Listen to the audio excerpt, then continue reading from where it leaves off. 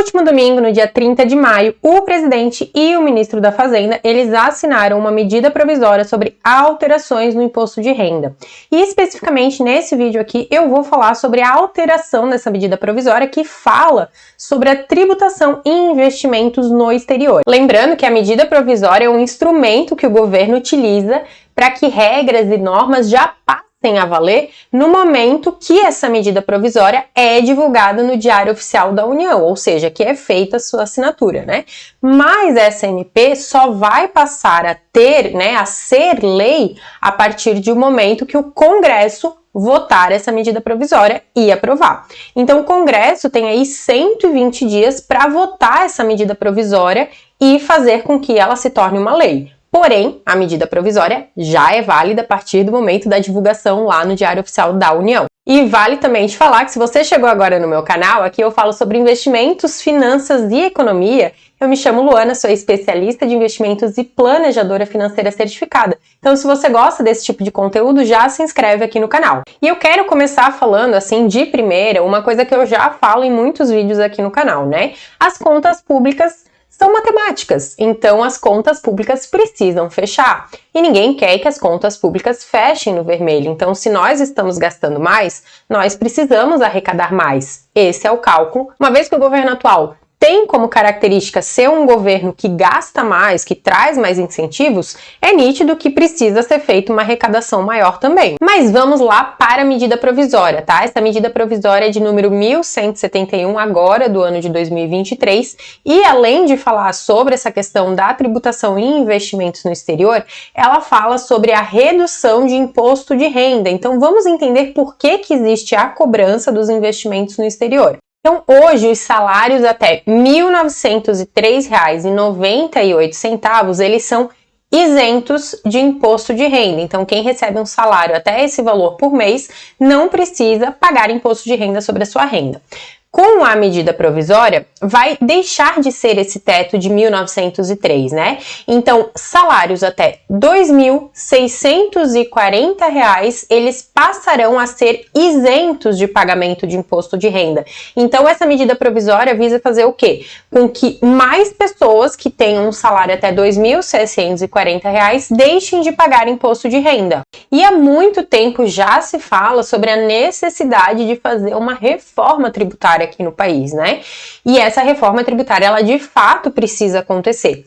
Porém, com essa medida provisória, se nós estamos tirando a arrecadação de um lado, a gente precisa colocar a arrecadação de outro lado, porque eu acabei de falar, a conta não fecha, então as contas elas precisam fechar. É claro que para fechar essa conta também poderia ser feito o quê? Redução de gastos, mas eu, como já falei aqui também no início do vídeo, não é esse o objetivo do atual governo, não é redução de gastos, de enxugar a máquina pública, né? Então, se não há redução de gastos, o que precisa ser feito? Uma arrecadação maior. Então, da onde vai vir essa arrecadação maior? Na própria MP já diz aí que essa arrecadação ela vai vir em forma de imposto sobre investimentos no exterior.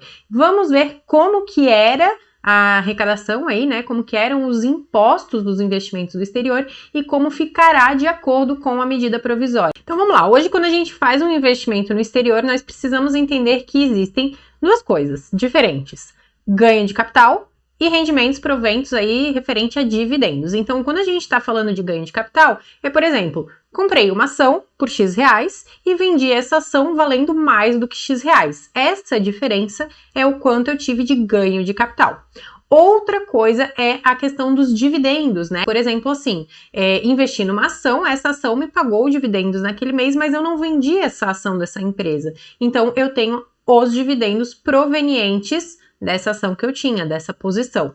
Agora vamos olhar, quando a gente fala na questão de ganho de capital, indiferente de quanto a gente faça de vendas de ativos até R$ 35 mil no mês, lá de ativos do exterior, eu não pago nada de imposto. Então, eu tenho aí R$ 35 mil que eu posso fazer de movimentação na minha carteira que está lá no exterior, sem eu precisar fazer nenhum tipo de pagamento de imposto, independente se eu tive ganho de capital ou não, independente se eu tive dividendos ou não. E sobre a parte dos dividendos, então, quando eu recebo os dividendos, eles já são tributados em 30% na fonte lá nos Estados Unidos. certo? Então, quando eu recebo os dividendos provenientes de uma posição que eu tenha lá nos Estados Unidos, eu já fui tributada. Outro ponto que também é importante mencionar, vamos supor que eu tenho um recurso em real, envio esse recurso para uma conta que eu tenho no exterior e transformo em dólar, faço essa conversão. Vamos supor que eu fiz uma conversão e o dólar estava R$4.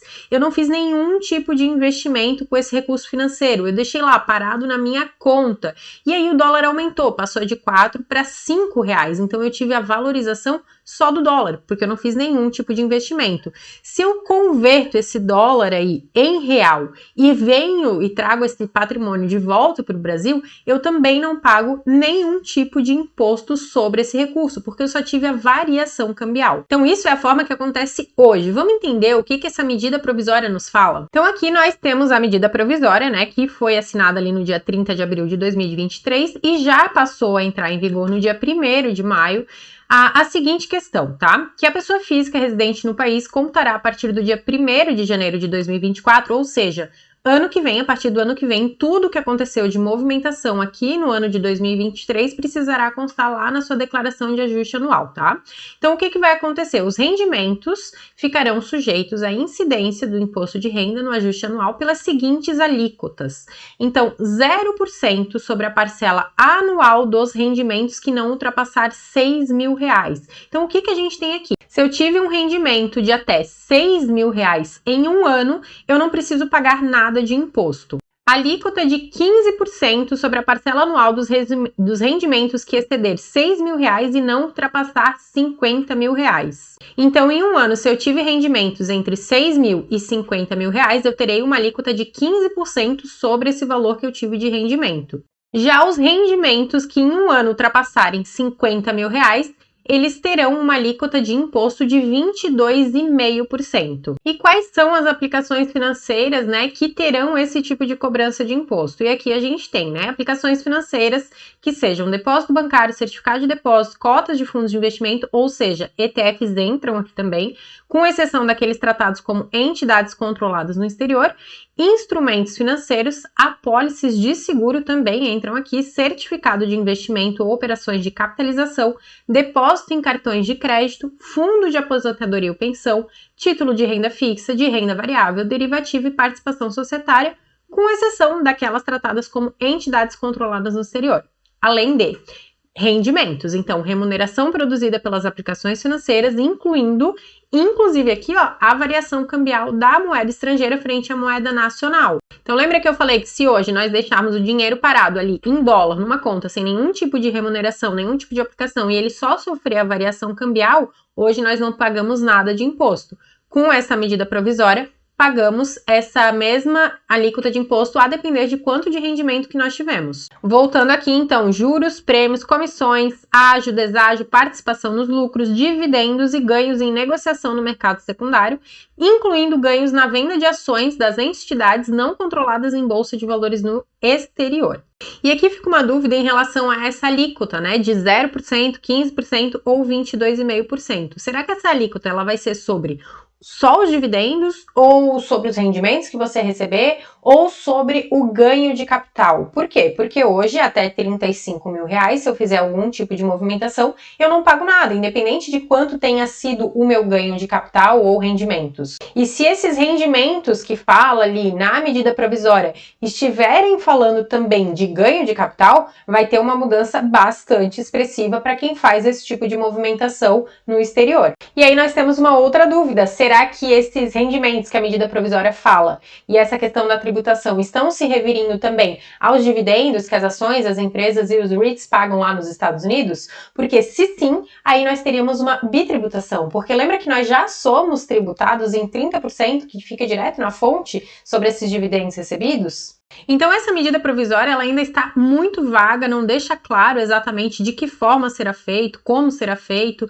O grande problema é que se de fato essa medida provisória ela for aprovada nessas condições, isso abre muita insegurança jurídica aqui no Brasil, né? Como que é feita uma medida provisória em um domingo, como é aprovado uma medida provisória em um domingo, véspera de feriado, que foi no dia 1º de maio, né, Dia do Trabalhador, e simplesmente isso vai ser aprovado nessas condições, onde muda drasticamente a questão da tributação para investimentos no exterior. Lembrando que nessa medida provisória ainda tem várias mudanças que são bem consideráveis para a parte de trust. Quando foi feito esse tipo de mudança na Argentina, nosso país vizinho aí, com essa questão da tributação de super ricos, o que aconteceu foi que simplesmente essas pessoas que têm mais recursos financeiros, têm maiores investimentos, solicitam a mudança de domicílio fiscal. Então eles simplesmente mudam a sua residência fiscal para outro país, retiram esses recursos financeiros do país, o que no longo prazo acaba impactando muito negativamente o país de origem. O meu recado é para que nesse primeiro momento você possa ficar tranquilo ou tranquila com seus investimentos no exterior, porque essa medida provisória ela precisa ser votada pelo Congresso, lembrando que